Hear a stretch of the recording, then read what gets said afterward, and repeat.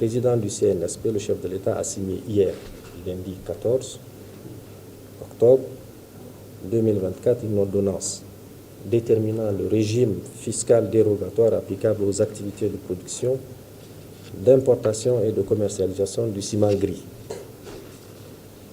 Cette ordonnance, avec effet immédiat, engendre une réduction d'environ 33% du prix de la tonne du ciment gris.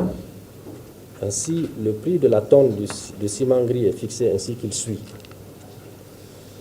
55 000 francs la tonne à Niamey, 54 000 à Dosso, 49 000 à Tawa. Il faut souligner que c'est dans cette région qu'il y a la production de ce ciment, ça s'explique. Si on parle du coût de transport, donc il est moindre. 55 000 francs à Maradi, 57 000 francs à Zander, 59 000 francs à Difa, 59 000 francs à Agadez et 57 000 francs à Tillabéri. Au regard des fortes pluies enregistrées cette année dans notre pays et des inondations qui s'en sont suivies, avec des pertes en vies humaines et des dégâts importants sur nos différentes infrastructures, cette baisse importante de prix répond parfaitement à nos besoins de construction et ou de reconstruction de nos infrastructures publiques comme privées, de la construction des routes urbaines et interurbaines, des ouvrages hydrauliques urbains, ruraux, pastoraux, à la construction des classes. Cette réduction de prix du ciment gris va impacter naturellement, mais de manière positive, l'ensemble de nos populations.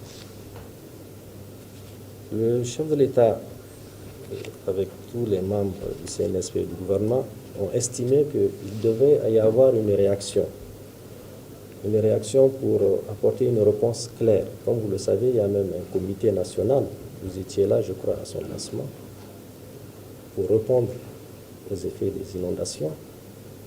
Avec cette mesure, ce sont, comme je l'ai dit tout à l'heure, autant d'infrastructures qui sont impactées, qui seront reconstruites, autant de classes, de cases de santé, de centres de santé, des routes, des barrages, des mini-barrages, pour augmenter la production, le niveau de production, permettre aux paysans évidemment d'avoir des espaces.